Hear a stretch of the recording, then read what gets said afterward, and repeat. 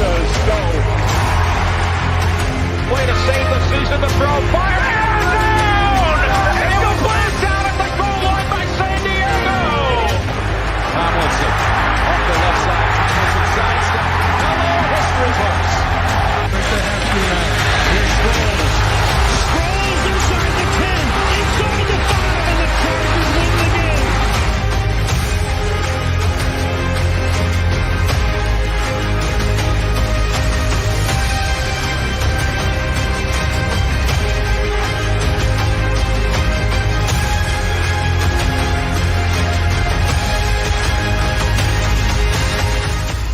Charger fans are witnesses to history. What's up, good people? Garrett here, Jamie here, Craig here, back on a Tuesday for TLR Roundtable. We are here. Go ahead and put your questions in the chat. We'll get to our Discord questions. We'll get to our Twitter questions. We'll get to our bad tweets from the week. Let's go ahead and start off with Blazing Bolts here. Thanks for the donation. I understand wanting to get rid of Staley and Telesco. However, that effort Thursday night got me pissed off. It's Raider week. What more motivation do they need? I know I'm just a fan, but come on. I don't think they were trying to get anybody fired. I think they just suck and didn't play well. They weren't prepared, and they laid a giant egg. I mean, they clearly quit when they were behind, but I don't think anybody went into that game thinking, let's get blown up by 40 points and get everybody fired. I hope not, but I don't think that was the goal. You know, the funny part about that, though, is Staley's comments talking about the team and their belief in the system, him, whatever, and then him saying that, you know, if that was the case, they would have gotten blown off the field. I almost felt like they were like, oh, okay, is that what it's going to take? I hope that wasn't the case. I'm not saying that it was. It's ironic, but nah. I don't think they showed up expecting to get blown off the field, wanting to. They did have a short week. They were missing not only Justin Herbert but Keenan Allen, and those are essentially the two guys that make the offense go. So I wasn't expecting a ton. I wasn't expecting that, but I do believe that the guys just showed up flat. And they weren't motivated to play. I mean, it's hard to get up for even a Raiders game when you've got all this stuff going on. And again, guys probably maybe still feeling it a little bit from the game the week before. So, yeah, it is what it is. Yeah. Do we think Raider Week has that same punch that it did back then? Because I don't think Raider Week, I get it, like any divisional game. I mean, the fans obviously have a lot in stake here, but it just doesn't feel like Raider Week is what it used to be. I'm sure part of it is the move where they're, you know, different states now, but also, you know, the rivalries with Kansas City, who's obviously always taken over the AFC West. There was always a battle within the division for the Raiders, and they were like a lot of times neck and neck, and there was a lot more fight to these games, but they're just doesn't feel like it's the same old Raider Week. Yeah, I think what we tend to forget is that rivalry was like in the 60s and 70s, and to an extent in the 80s. A lot of the people that are playing in these games now weren't alive when that rivalry was hot, and those rivalries were born at a time when people played for the same team their entire career, and that doesn't happen anymore. These guys are, you know, vagabonds, are moving from one team to the next. There's no loyalty. I don't really think, outside of maybe some really, really old school, like original NFL, NFC type rivalries, I'm not even sure there really is a legitimate rivalry anymore in the NFL, just because of how much teams move around and just how much the game has changed. I think it's there with the fans, but not so much with the players. Yeah, you agree, correct? Just No, absolutely. It's just it's not what it used to be. I would say that outside of just the players kind of moving around and the guys not being any one place for very long. I mean, when your teams aren't very good, I don't know. It just doesn't feel the same. Now, of course, for fans, especially long-term fans, you hate the Raiders, so there's always going to be the animosity there. Mhm. But when we're just talking about the product on the field, it's a little bit of a coin flip, because you never know what's going to happen in a divisional rivalry game. But by the same token, there's just not the same fire behind it for multiple different reasons. Jamie spoke to the majority of them. Yeah, it even felt like that. Was it 2 seasons ago when they had the play-in game where, the Raiders, they tie and they both get in the playoffs? Like, even that game didn't feel like the real blood feud that we got, 20, 30 years ago. Which, Yeah. no, because 20 years ago in my mind is still the 80s, and now it's not. That's early 2000s. So 40 or 50 years ago. You don't even really look at the Raiders now as like real competition. At this point, it's just like jokes that we let fly every week. Mhm. It's just an opportunity to insult them. They're an easy target, and that's what I mainly look forward to. I mean, I don't expect to win one way or the other. I don't have a certain expectation going into the games. I just enjoy trolling them. And I think that's how most teams feel about the Chargers. I think if you asked Chiefs fans who their rival was, they probably wouldn't name the Chargers. Yeah. No, and that manufactured battle for LA games that they're trying to do with the Rams and Chargers, it just that is definitely not happening. It falls flat. No one cares. Yeah. Typically, a rivalry like suggests competition too, right? So those games aren't always super competitive. But again, at the end of the day, it just helps when the teams are better equipped. If they're playing towards the top of their game and more competitive in the NFL, one of the top teams in the league or two of the top teams in the league, then it feels a lot better. But right now, it's just kind of, I guess we're taking our excitement wherever we can get it as Chargers fans. All right, let's we'll take some of your questions in the chat, and we'll go ahead and start with these questions. We'll start with Discord for Craig here. All right, so we got Anthony_Webbs here. Don't think this happens. If Mike Tomlin were somehow to be let go by the Steelers and was available for next year's head coach candidates, how high would he be on your list? Harbaugh still the favorite? What would you say, Garrett? Man, yeah, Harbaugh's still my favorite, but Tomlin's got to be a pretty close second. I mean, he's the type of coach you build a franchise around, just like the Steelers have. Even after Roethlisberger left, the franchise quarterback left, he still was able to drag those Steelers team to playoff victories.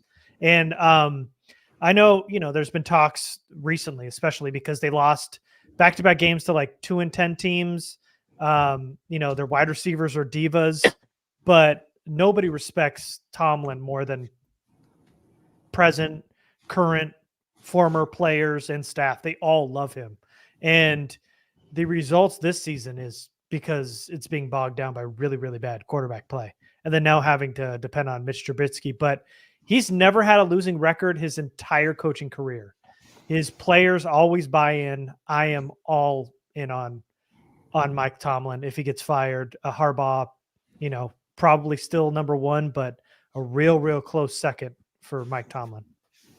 Yeah, Harbaugh is definitely number one for me regardless, but Tomlin would be a close second. I would say, if you're looking at what the Chargers need, they need leadership, they need toughness, and they need a culture of accountability. I think those are things that Tomlin, like Harbaugh, brings with him. So, and I think they need somebody who's going to be here for a while. And Tomlin, there's questions of how long Harbaugh is going to last. Is he going to burn out? Is he going to burn hot and piss people off and bolt?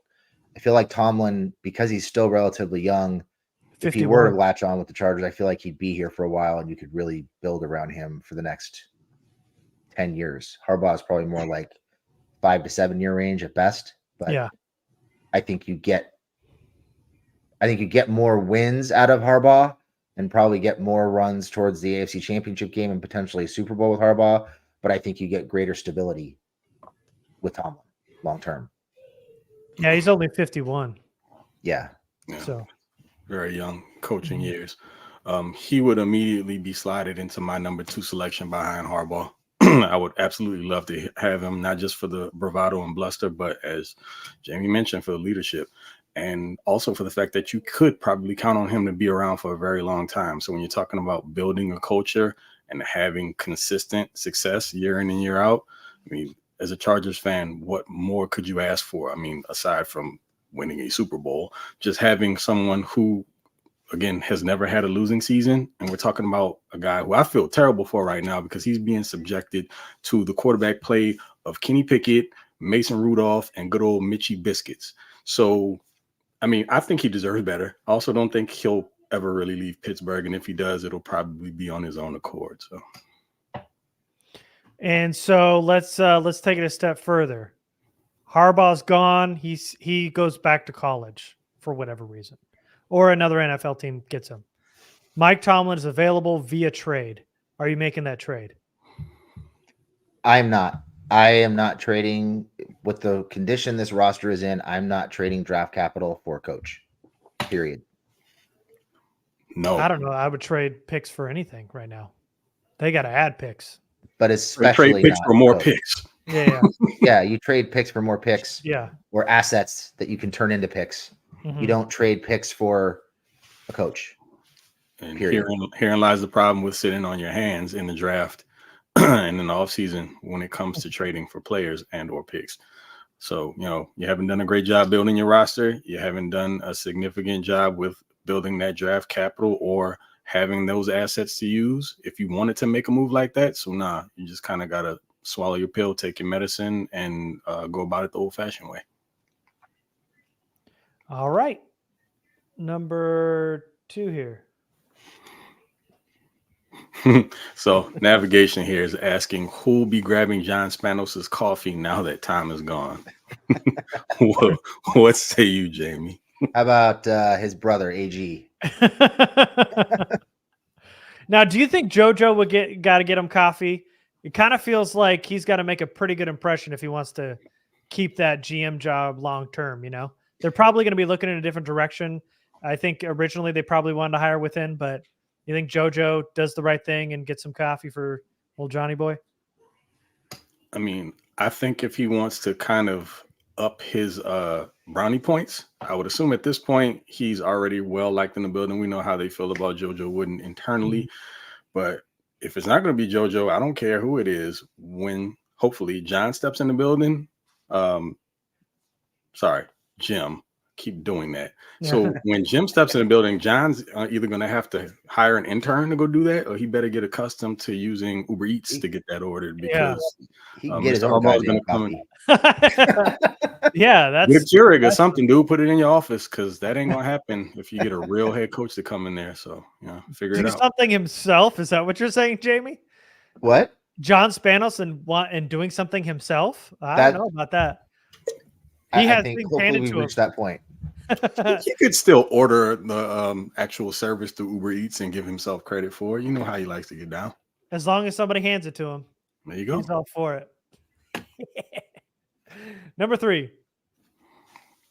What's the likelihood? I'm sorry. Loud for sale. Apologies. What's the likelihood that Ed Maguire gets retained for cap purposes? Let me jump on this one. Yeah. So Ed Maguire feels like a lifer at this point, right? He's been around for over 25 years, something like that, 25, 26. Dude is probably like a permanent fixture at this point. So I feel like the odds are pretty high. I mean, he's been the author of some really crafty contracts that have basically given the Chargers some flexibility, kind of sort of more so, particularly when it comes to cutting the cord with players. So he feels like a fixture. I don't think he's going anywhere. I mean, at this point, why would he? He's done a pretty good job. I think we would all agree. We've lauded him here the last few years. So, I think he's around and he's in there for the long haul. Yeah, I agree. There's no reason to get rid of him. He's really good at his job. He's basically part of the Spanos family at this point. And I didn't realize this until I was doing some research today, but he was basically John Spanos's mentor when he moved into the front office. So John's going to need somebody to go cry to when Jim bullies him. So they got to keep him around. Yeah, so I remember he got promoted with McCoy when McCoy got hired as head coach. That was 2013. So John? No, Maguire. to find his player financial position or player finance. So, and he had been with the team for over 25 years now. So he's seen 3 head coaches, all of Telesco's tenure. I think he's safe. There's no reason to bring in a new coach and then fill another position this way. They're going to end up keeping him because he's actually good at his job, and that's important. Yeah, and he's one of the few. He's not tied to Telesco or Staley. He's tied to the Spanoses, so he's staying. Yeah. Okay, let's get to some of these questions. Here's one from MK Adams 99. Honest question: if the Chargers are set on hiring an experienced veteran head coach, would Norv Turner make sense if Jim Harbaugh or Belichick are not available? No. I say hell no. What is Norv even doing nowadays? I don't know. I know I read somewhere that he's like a go-to for the Spanos family when they're making coaching and GM decisions, him and Jimmy Johnson. So he's still somehow connected to the family, but no, you don't hire him as a coach. I mean, I think what we saw even as an OC, his approach to the game, his offense when he was in Minnesota was badly outdated. I just think that ship has sailed, and there's really no reason, unless you're bringing him in as some kind of a consultant, there's no reason to even talk about bringing him in as a head coach or an OC or anything. That he's let that man right off into the sunset. Yeah, I didn't know he was advising. I mean, you could argue maybe he's the reason for some of this nonsense. Is he trying to get revenge somehow? It felt even before the Vikings when he was with the Browns, that felt outdated too. When he left the Chargers, he went to Browns, Vikings, Panthers. None worked out. Then they were like, "Hey, we'll make you like assistant head coach or something, like a flashy title for Norv just to kind of get him out of there." Towards the end of his tenure, he hasn't been coaching in like 4 or 5 years. So no, this is not good. Good old Norval. Yeah. All right. Isaac Ramirez got a question for you all. Harbaugh. Yes. I think you nailed it. Yeah, I don't think you need to expand on that, Jimmy. I think yes is the right one. Get my man Craig a banner in the offseason. It's there. It just got hidden by the comments. Let's see. Man, this would be terrible, but GS says Raiders have a contract for Harbaugh ready to sign. Al Davis can afford him. He saves money by cutting his own hair. Very funny, but Harbaugh going to the Raiders would be bad news. I don't think that happens. I think they're going to hire Antonio Pierce. I hope so. I hope you're right. I think he's going to talk him into it with a strong finish against shitty teams, and they're going to hire him because the players being behind him also is probably going to help his cause. They've had 2 previous opportunities to make a move like this. One was with Hugh Jackson a while back, and one was with Rich Bisaccia a couple years ago. They passed on both. The players were pissed. It didn't work out. I could see this being the autocorrect and Davis hiring Antonio Pierce. Plus, why would Harbaugh want to go to Oakland? They don't have anything going for them right now besides Matt Crosby. Las Vegas, whatever. Yeah. And they're going to have a worse pick than the Chargers thanks to that big win on Thursday night. Thank you, Antonio Pierce. And thank you, Easton Stick. Juan, any chance the team moves on from Trey Pipkins early in his contract, Craig? Probably not. But what I do hope, and I think we've talked about this a bit, is that they at least bring in some competition for him. He becomes a rather expensive swing tackle if you were to keep him around. So I'd imagine that there will be an opportunity to move on from him. What you could garner for him, not 1,000% certain, but going with Trey Pipkins again next year after watching his performance this season, if you care anything about your quarterback, you can't allow for that to be the case next year. So again, all depends on, my belief is, whoever the next head coach is, He's probably going to review the tape and say that guy ain't it. And he's going to try to bring in an alternative and at the very least make it a competition. Yeah, I mean, so we talked about it last week, I think the week before too. They don't have that out till 2025. So his dead cap is just south of 10 million. So it feels like they're going to end up keeping him around. And then I think 2025 is when they're really going to get rid of him. Yeah, I could totally see them bringing in competition, but there's no way. I don't see any way they're going to cut him in the offseason. I think they're going to try to run this offensive line back with a different coaching staff and see what happens. I love this comment about Norv Turner. Herbert taking 7-step drops every play. Heart emoji, heart emoji. Heart emoji. 7-step drops no matter what. Yep, classic Norv. All right, Athir really, really, really wants his question answered here. Athir, Alec, I don't even know who this is. Alec Halabi as GM, Eagles assistant GM. That is who I want. Great pairing with Coach Harbaugh. I don't know who that is. We haven't started our GM podcast yet, but Eagles is a good organization to pull from for sure. I mean, I've kind of looked into it a little bit. I'm familiar with Halabi. I think it's Halabi is how you want to pronounce it. I think he's in like his 16th year with the Eagles. And he was assistant general manager. I think he was named assistant general manager a year or so ago. So he's got a little bit of tenure with the team. Of course, if you want to pull from a successful organization that knows how to build a roster, that's a name that should definitely be in the hat. All right. One more question before we get to the. Oh, do you have any thoughts on that, Jamie? Sorry. I was just going to say the Eagles would be a fine organization to pull from. If you're thinking in terms of organizations without having done a lot of homework, you're looking at the Niners, you're looking at the Eagles, you're looking at the Ravens, possibly the Steelers, and the Lions are a hot target now too. Mm-hmm. So those are, I think, the organizations that you're kind of looking at. Which is going to be a question coming up here. All right, one more question before we get to Twitter questions from Charles Michael Sinclair. Thanks again for the donation. Rex Ryan apparently said Bill Belichick to the Chargers is a done deal. Any truth? No. Go suck on some toes, man. Just go suck on some toes. Go find something else to do with your time. Man, I was going to make some feet puns, but you just went like straight for it. Nah, man, the hell with that. We know how he gets down. No need to beat around the bush. He's a freaky guy. He likes the feet.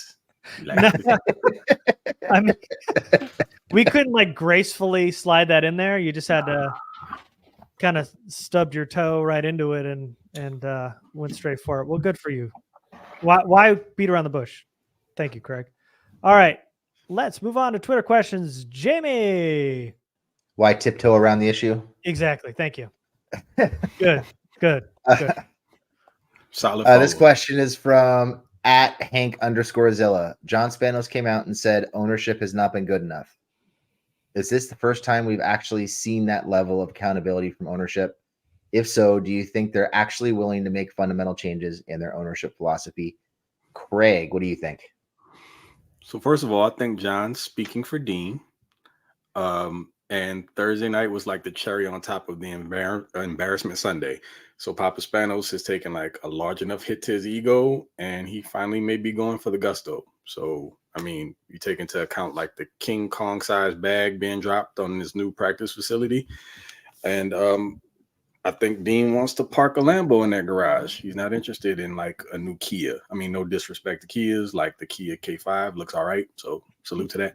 But yeah, I mean, I believe that they are making changes to the philosophy moving forward because essentially they have to. They want to be taken seriously. The old mom and pop way of going about things won't fly in LA. You got to make some major moves. So I personally feel like that they are going to do so. Now, I mean, is there false confidence in this? I don't think so. I truly believe there's going to be a different, methodology here, and I'm relatively confident in it. Yeah, we kind of joked around, but the thing about Rex Ryan and the Bill Belichick deal, I haven't, in all seriousness, I haven't heard anything, and I wouldn't believe Rex Ryan has any kind of insider knowledge on that.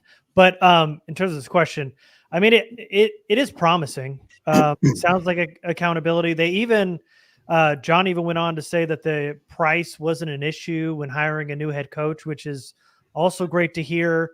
It feels like they're saying all the right things. I'm not convinced they're going to make any fundamental changes. It's never been done with John Spanos. Every time I see it, it just feels like, I'll believe it when I see it type of mentality, because it feels good right now because they got rid of Telesco and Staley, and they're hitting all the right buttons right now. I'm hoping that they do change their philosophy, but I can't believe anything that these guys say until they actually do it. So we'll see this offseason. Yeah, to me, it's starting to feel like they're dropping some breadcrumbs. I just feel like first we have Dean talking about, re-envisioning or reimagining, whatever the word was he used, how they go about making these hires, talking about, the fans deserving more, having earned more, things that we really haven't heard them say before. Now you've got John out there talking about ownership not being good enough. I think Dean said something to that effect too. You've got John talking about, no limitations on spending for coach and GM, talking about not necessarily hiring a GM first. All kinds of talk about, potentially hiring a coach GM combo, like somebody who can do both jobs. It just seems like they realize that they need to do more in LA than they needed to do in San Diego. And it seems like they're tired of spending money and not getting results. And they don't want to be embarrassed anymore. I think they were really, really embarrassed last week about what happened on Thursday Night Football. I think the embarrassment has been building, and they can talk all they want about how that game didn't, it didn't single-handedly decide the fate of Telesco and Staley, but those guys were fuming in that press box, in that owner's box last Thursday. And it just seems like every time they're talking now, they're dropping more breadcrumbs, and there's more evidence that they are serious about changing the way they're doing things. So I'm holding out hope. And yeah, some of this might be, me trying to talk myself into it. I freely admit that, but to hear them say ownership hasn't been good enough, I've never heard them criticize themselves before. No. It just seems like they're really tired of the bullshit with the first-time head coaches, and they're looking to make a change. And now you're starting to see more and more leaks about Harbaugh. Cowherd today was talking about Harbaugh again, talking about how he's the only slam dunk. The same entity that reported that Moore turned down the interim head coach job reported today that the Chargers have already had quote-unquote heavy talks with Harbaugh. Just kind of seems like things are pointing in that direction. So I really do think they're serious about trying to make some changes so they can be taken seriously. All right. Question number 2. From Austin McWalter. Are you guys interested in any college coaches? Matt Campbell, Kirby Smart, something on those lines? Thanks.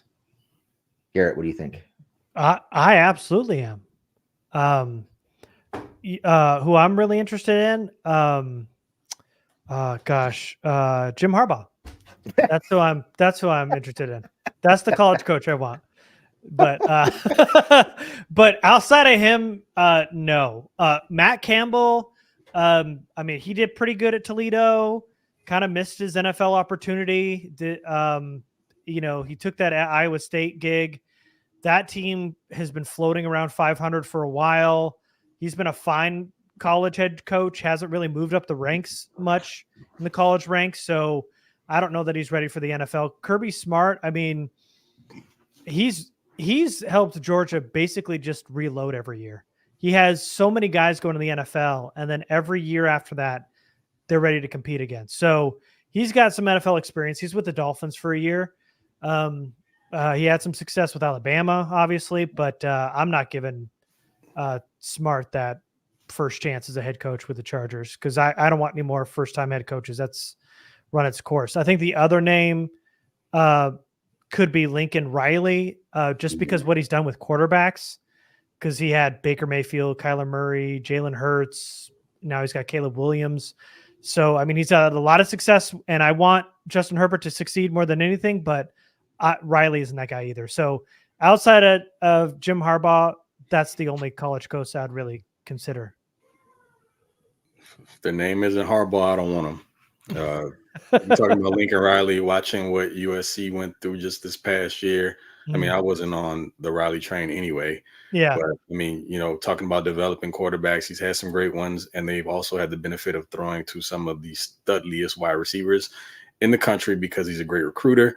All that's great in college, and I don't see why you would want to walk away from that into more uncertainty into the NFL. You're getting paid as one of the highest coaches in college football. Stay there as long as you want. Have at it. Matt Campbell was on my list in the previous coaching cycle for the Chargers, but I've cooled on him significantly. I mean, he played and coached with Nick Sirianni, so there's that connection. But other than that, recently you haven't heard his name on the radar a ton, and I think at this point it's pretty much Harbaugh or bust if we're talking college coaches. Keep the rest of them away from us. Yeah, I'm in the same boat. Campbell was on my list in the previous cycle, but I think his star has kind of dimmed a little bit, and I've cooled on him quite a bit. Lincoln Riley is going to be another name you hear a lot about. They have so much talent at USC, and they just can't seem to put it together. They can't stop anybody. They can't win consistently. You can't win big games. And it was the same issue at Oklahoma, to be honest. So that's another name I would avoid. Let somebody else pay that guy 10, 12 million bucks or more to learn on the job. Coaching in the NFL is a totally different beast from coaching in college. In college, you can boss around 18 to 22-year-old kids and, bully them and push their buttons and be buddy-buddy with them or take whatever approach you want. They're going to do what you want because they don't want to lose their scholarship. In the NFL, you're dealing with guys, everybody on the team is making more than you are as a head coach, especially as a first-time head coach. You're working literally around the clock. You're not just making nice and recruiting kids. You're dealing with men whose futures are in your hands, and they're going to tell you if they think you're full of shit. And some of these guys aren't ready for that. So I would avoid any first-time college head coaches. The only college head coach I'm interested in is Harbaugh. Just because we know he can do it. Otherwise, I'm out. Yeah. All right. Kirby Smart actually being tied to the Falcons right now. That dope. I can see that. Go for it. Keep it. Yeah. Just not with the Chargers, but keep it in Georgia. I mean, it makes sense. And Arthur Smith, I hate. He is on my shit list after what he's Somebody done. has Kyle Pitts on his team. Bijan Robinson. Bijan. Yeah. It's Bijan in the playoffs. It cost me my game this week. Not first round running back Bijan Robinson. Yes. Oh man. All right. So here's kind of the question we were getting to earlier, Jamie. So this is from Just the Maverick. I know it's also about the specific individual, but what's the top 3 organizations you want to poach from for GM? Mine are Eagles, 49ers, Lions. I'll start this one. I think for me, the top 3 would be Eagles, Niners, and Ravens. Just because you have more sustained success, more stable cultures. Their identities are rooted in toughness and physicality. And those organizations, they identify and draft and sign and develop talent as well as, if not better than anyone. The Lions are the new hot name, and I get it. They've been super successful, but it's a pretty short window. What the Ravens and Niners and Eagles have done has just been nothing short of amazing. So those would be my 3. Craig, you got a different 3? Yeah, slightly. So Ravens, Eagles, Steelers, with the Niners being like an honorable mention, and they could be interchangeable with the Steelers, essentially for all the same reasons that Jamie mentioned. I mean, we're talking about proven franchises that know how to build teams. And I mean, we see the level of football they play, the brand of football they play. And it's the polar opposite of what we've known the Chargers to be. We're talking about anyone from those programs coming over to instill a more physical mindset into a team that has been very, very finesse for way too long and lacked the tough physical mindset again to finish these games out. Like, there's a mentality the Chargers have lacked for years. And if you can get someone within the organization who can pull a little bit of that from the success that they're having elsewhere, I think it will go a long way. So again, Ravens, Eagles, Steelers, and 49ers right there. Yeah. So I'm with Jamie on the Lions. I mean, I know they're super hot right now, and I think what Dan Campbell's done with that organization's great in terms of drafting and free agent signings, and just him being, a tough, hard-nosed coach is awesome. But really, they weren't good until Campbell got there. With Patricia, they were really, really bad. They were really, really bad with Caldwell before that. So it's not like they've had sustained success like you've seen with the Eagles, with the 49ers, with the Ravens, the Steelers. I'll throw the Chiefs in there just as another organization that's done really, really well, sustained success. But I wouldn't put Lions in that list. I think what we've accumulated here are probably your top, 5 to 7 teams. I forgot about the Chiefs. That's one that you definitely want to include in that list. You probably include the Chiefs closer to the top of that list than the bottom in terms of the top 5.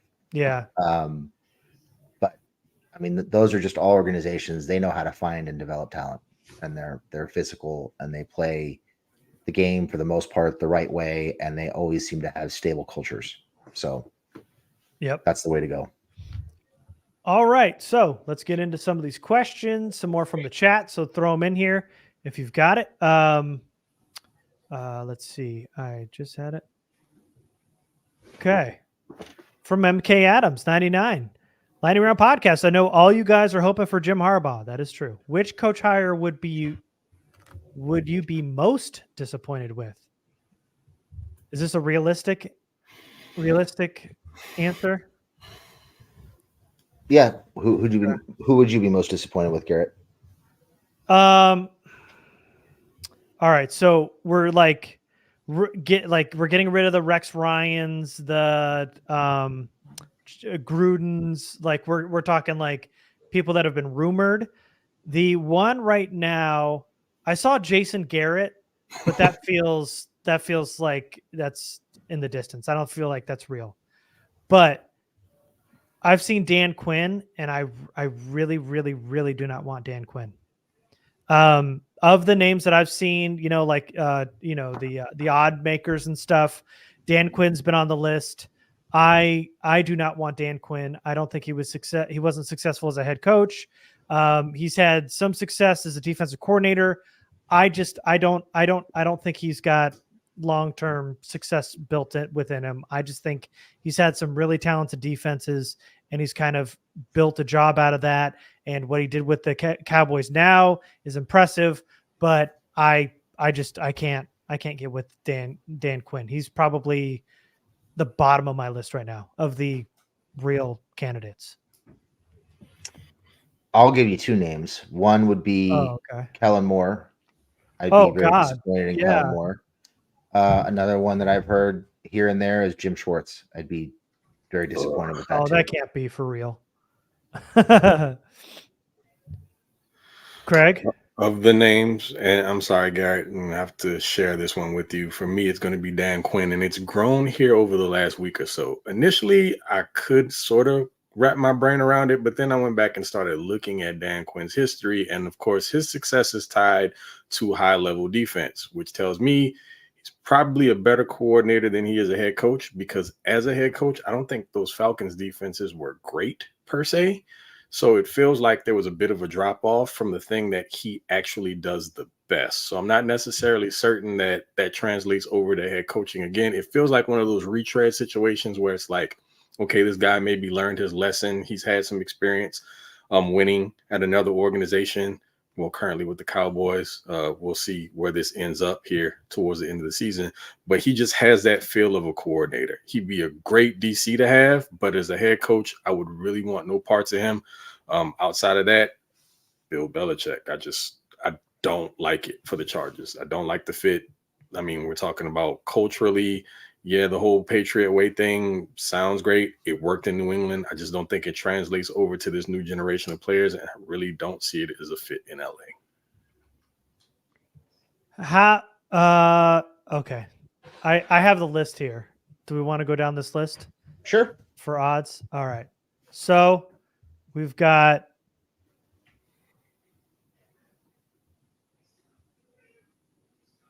betting odds. Bill Belichick, Frank Smith, Kellen Moore, Ben Johnson, Bobby Slowick, Brian Flores, Jim Harbaugh, way too far down, Eric Bieniemy, Dan Quinn, Gerard Mayo, Lincoln Riley. Harbaugh being that low on the list is surprising to me. Yeah. I mean, I don't know if it's the money thing or the control thing, but to have Belichick that high on the list and Harbaugh that low on the list it seems backwards to me. But yeah. So if we're talking about disappointment, yeah, of this list, who's the I'd be biggest super disappointed with Moore. I'd be disappointed with Bieniemy. I'd be disappointed with Riley. I'd be disappointed with Belichick too. I'm not a fan of that hire. This feel to me, Lincoln Riley kind of jumps over Dan Quinn. Dan Quinn has at least had like head coaching experience and think that he might get it right the second time. But having Lincoln Riley anywhere near Justin Herbert just feels like the biggest disaster of this list. Everybody else has had some NFL experience. The one thing I will say about Riley, and I don't want to hire him, but I will say this. His quarterbacks are always throwing to wide open receivers because he schemes his guys open into space. I mean, it doesn't matter who it was, whether it was Hurts or Caleb Williams or Mayfield or whomever. Guys are open by 3, 4, 5 yards, if not more, all the time. So that could be a little enticing, but I wouldn't want to hire him as a head coach. Almost took a Sharpie to my computer screen, man. This is kind of depressing. What about Frank Smith? Sorry, go ahead, Craig. Go ahead. No, go ahead. You were about to say Frank Smith because actually I'm cool with Frank Smith if we're talking about first-time guys. He's on my list. Eventually, we'll talk to that. Frank Smith is on my list for first-time guys for a couple of reasons, but I mean, we'll delve into that another time. Mm-hmm. Riley just is yuck. I mean, for this purpose solely, you're in a situation where you have to get this right. You don't need the project of all projects coming in. So that eliminates Riley from this conversation for me altogether. So he is off essentially by default.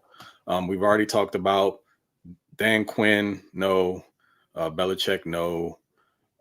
Everyone else we could have a conversation about, but those are going to be the two main names from this list that there's absolutely no conversation to be had about them, in my opinion. What about Gerard Mayo? So Mayo's been getting some talk for a while. He also feels like the next up in New England if this is the end for Bill Belichick. So as a player, we've seen what he was. Someone else who has that hard-nosed mentality, one of those, get it out of the dirt guys. I like his demeanor. When we're talking about what he could be as a head coach, I don't know enough about him in that way to say whether or not I'd be willing to take a shot on him. But, I mean, ultimately, like I said before, the circumstances would have to kind of dictate whether or not you could take a swing at a guy like that as a first-year head coach, and I don't think that works for the Chargers whatsoever. So, I mean, he would be on my list of no's, but it's not as egregious as Lincoln Riley.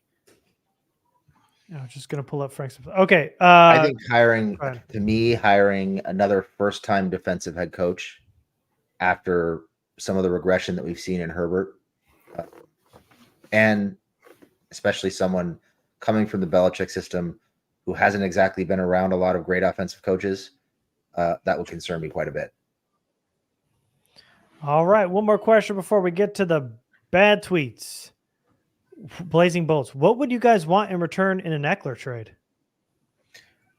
I mean, he's a free agent, but he's a free agent. Let's say they can't trade him. But let's say a team wants to trade in. Oh, well, they already missed the deadline. There's nothing to. No, they can't trade him. There's nothing to do. His contract is up. He's a free agent. Yeah. If they could, I would take a bag of balls. Anything. Yeah. I mean, if you can get quick, man. I've given away more for less. Oh man, the Reese's trees right now for Christmas. Give me some of those. And you cannot go wrong with Reese's anything. Ever.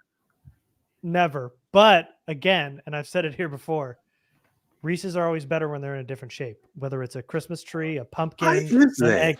I don't know, but it's always even better than just the cup. Oh, man. All right, let me pull. So, what would you guys want? Let's say they could trade him. Oh, I would say any kind of a day 3 pick. Yeah. I would jump. Mm-hmm. Definitely, even a 7th, I would say take it.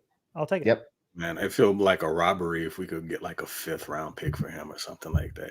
Oh yeah. Okay, let me get these bad tweets going. All right. Bad tweet number 1. Zoom in here. Okay. And we don't need the pictures. Okay, Giants Twitter and Giants fans, similar to the Jared Goff, Matthew Stafford trade from 2021, but this time involving the Giants and Chargers. Giants receive Justin Herbert. Chargers receive Daniel Jones, a 2025 first-round pick, a 2026 first-round pick, a 2024 third-round pick. Would you make this trade?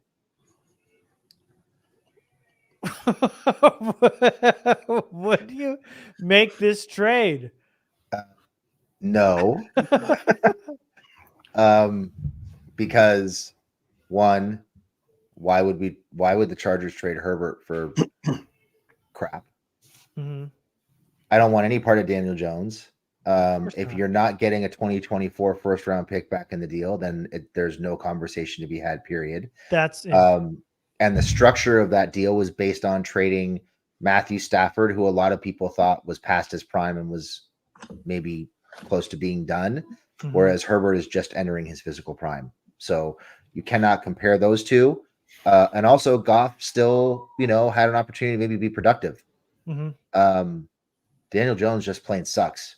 So no, there's no element of this trade that I would remotely consider for even a split second. Bro, we're not doing this, man. Everybody, I get it. You're just bored and out here throwing stuff around and start conversations. It's cool. Anything involving Daniel Jones is an insult. And it's unfortunate because probably a nice kid and, tries his butt off. He's just not very good. And for whatever reason, people keep trying to throw him in these trade packages as if like you can make something plus Daniel Jones seem appealing. No, Daniel Jones is involved. So it doesn't really work out. Yeah, I mean he's being outplayed by the Italian plumber in DeVito and Danny DeVito. Yeah, whatever his name is. I can't stop thinking about the Mario Brothers every time I hear that now. It's hilarious. Of course, and of course, and it's really convenient that they're not including the pretty high draft pick the Giants are about to make in 2024, leaving that off the table, which didn't sneak that by me. But then what? I mean.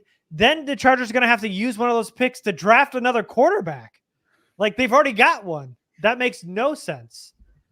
No sense because Daniel Jones is a nobody. He's probably not going to be in the league any longer. And really, the problem here for Giants fans is the Giants drafted Daniel Jones. They shouldn't have drafted him. They drafted him way too high. They shouldn't have done that. And now that's your problem. Stop potting it on everybody else.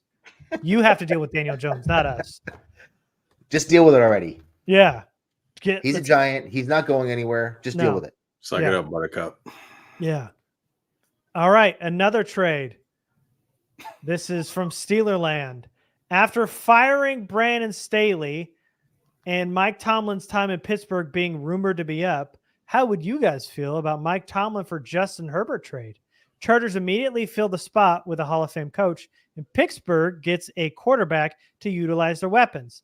Now, underneath this, it gets even better when this person says, why would we trade, this is a Steelers fan, why would we trade our coach for a QB that is essentially the same as what we have now.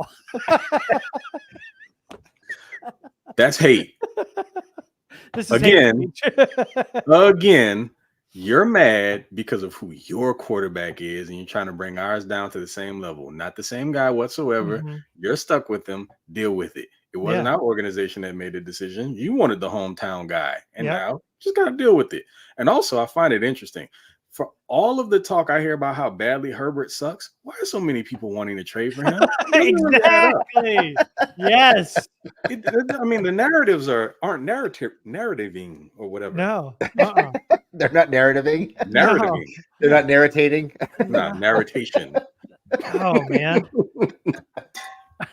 You deal with Kenny Pickett and his baby hands, not us. We're not doing it. It was the same with Daniel Jones, same with Kenny Pickett. You deal with it.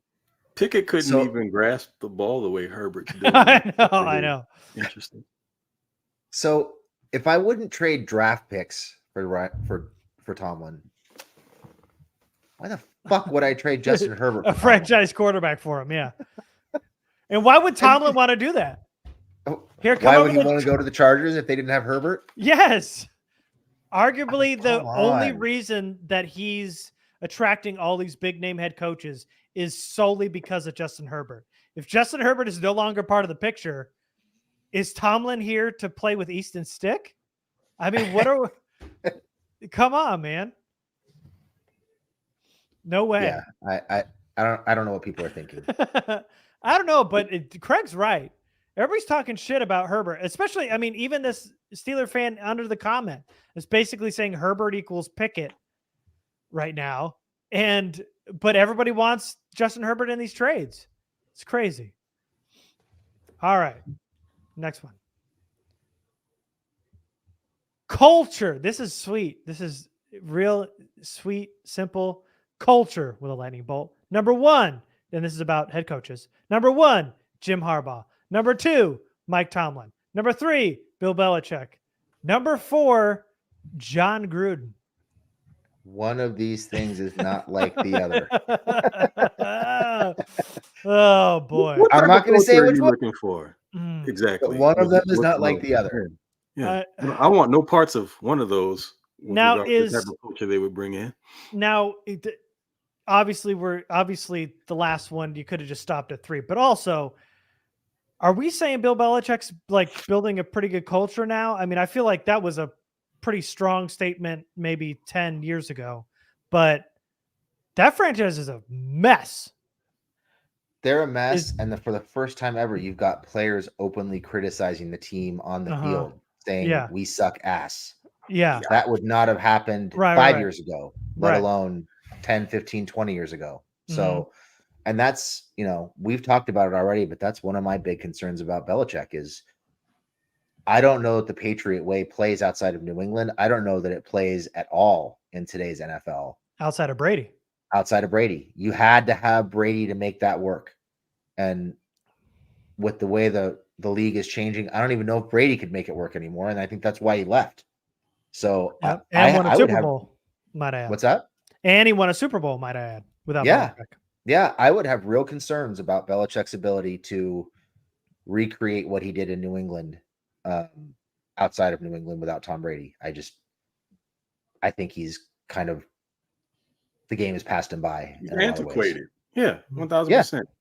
He's antiquated. And you could argue the Patriot way isn't working in New England right now. So, I mean, moving on. You can definitely say that. You could write that. We just did say absolutely, yeah. That's exactly what's happening. We just said it. Yeah.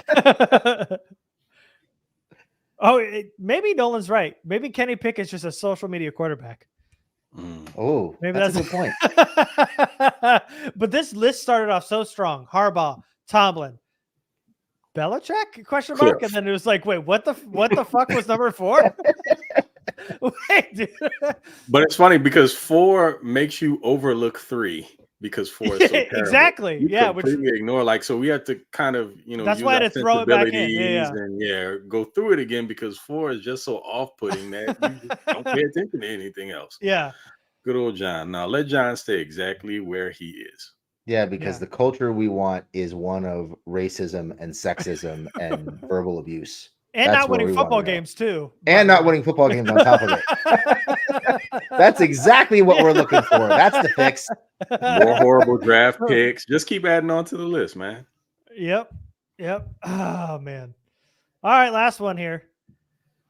Chargers.com. This is the article from Spanos.